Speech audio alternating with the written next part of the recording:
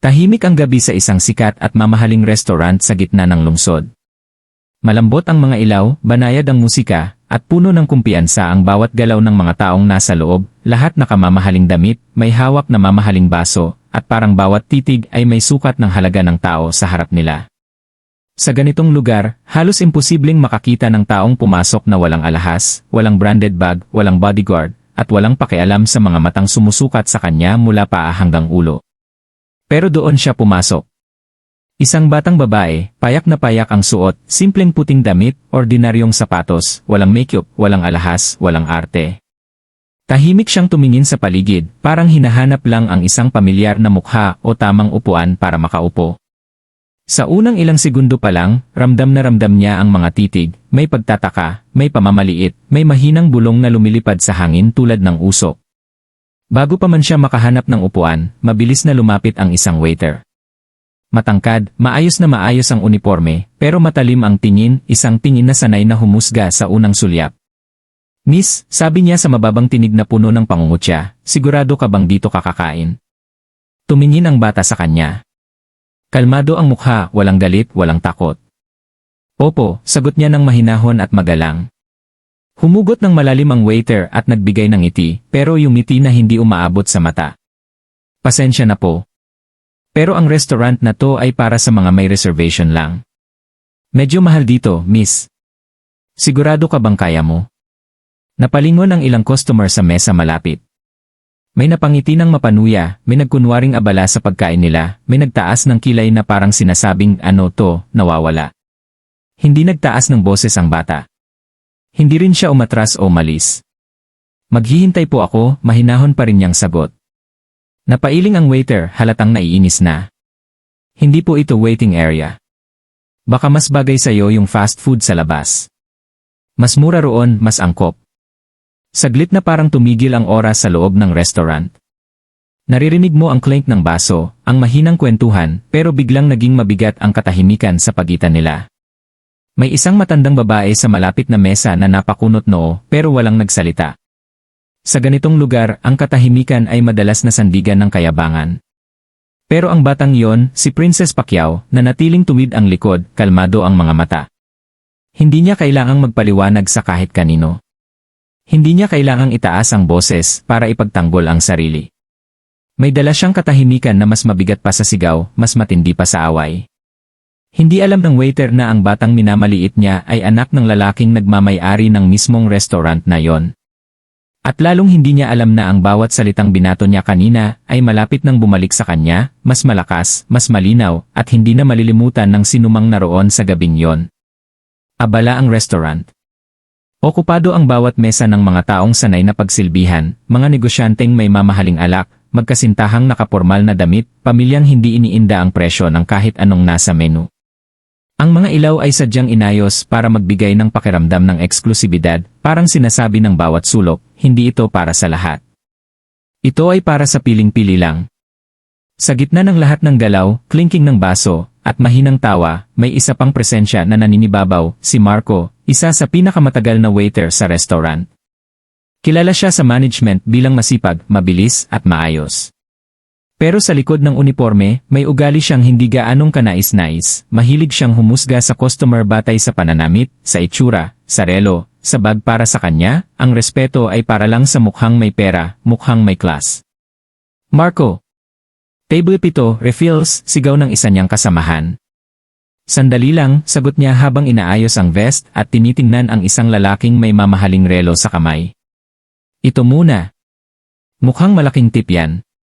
Sa kabilang dulo, tahimik pa ring nakaupo si Princess.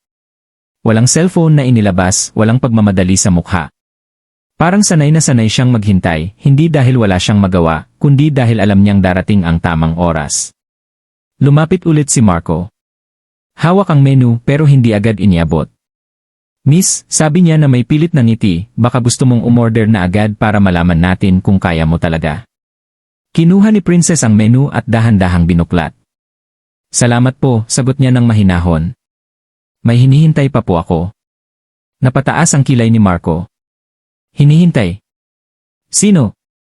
Sino ang magbabayad para sa'yo?" Napatingin ulit ang ilang customer. May napailing na parang nahihiya para sa bata. May bahagyang napangiti na parang nanonood ng drama na alam na ang ending. Hindi nagalit si Princess.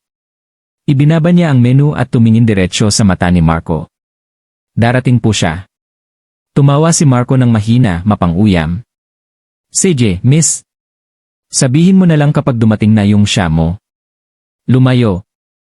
Siya, pero hindi doon natapos ang pang-aalipusta.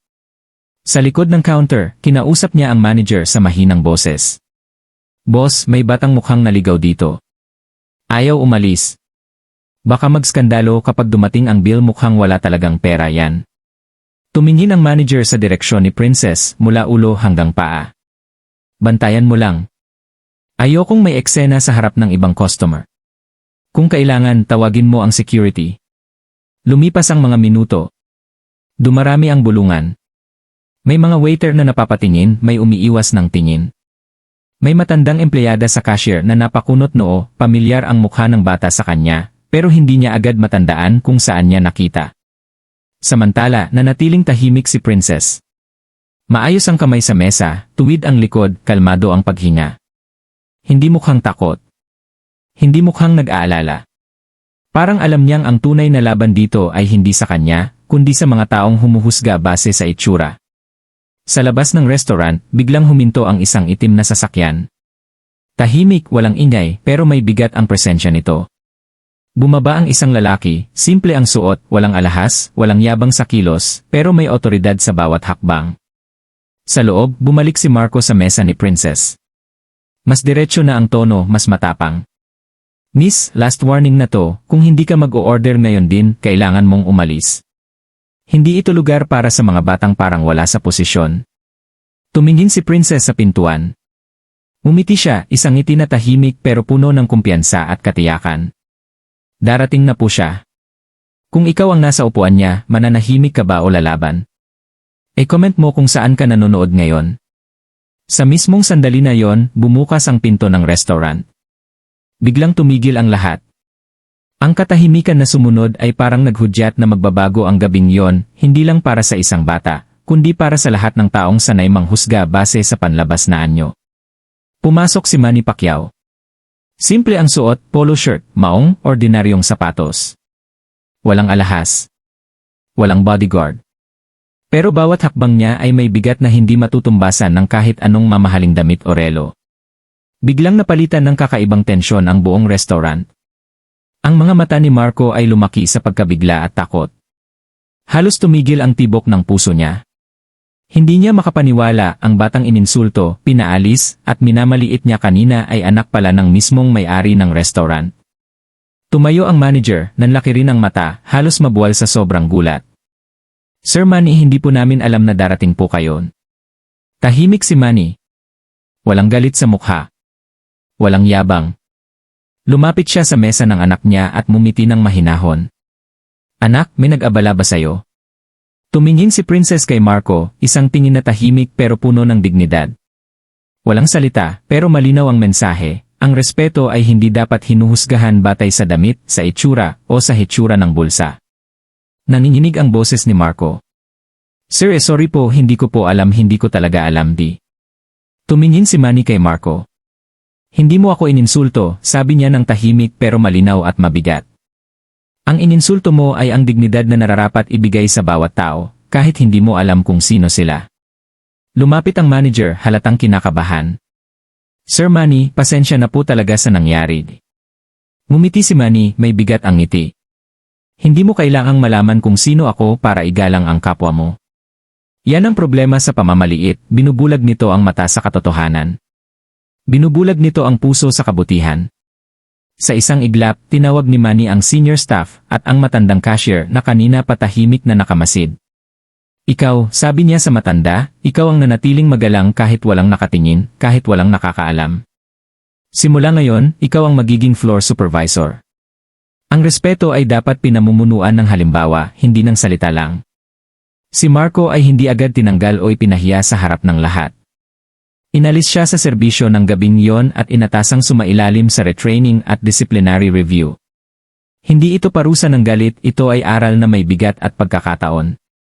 Ang pinakamabigat na leksyon, sabi ni Manny sa lahat ng naroon, ay yung binibigyan ka pa ng pagkakataong magbago.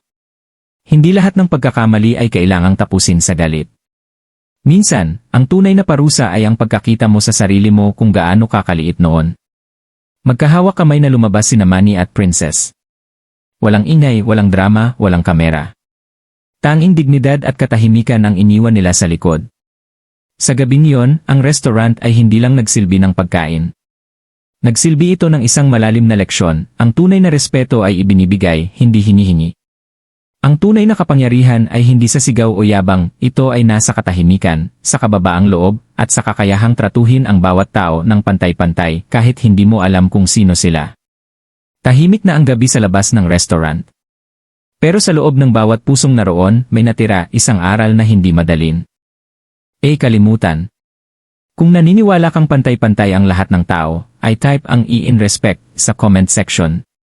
Kung ikaw ang waiter na yon, ano ang mararamdaman mo ngayon? Fire o forgive? Sabihin mo sa baba. At kung ikaw naman ang bata, gaano katagal mo kayang manahimik sa harap ng pang-aalipusta? Ay share mo ang iyong iniisip.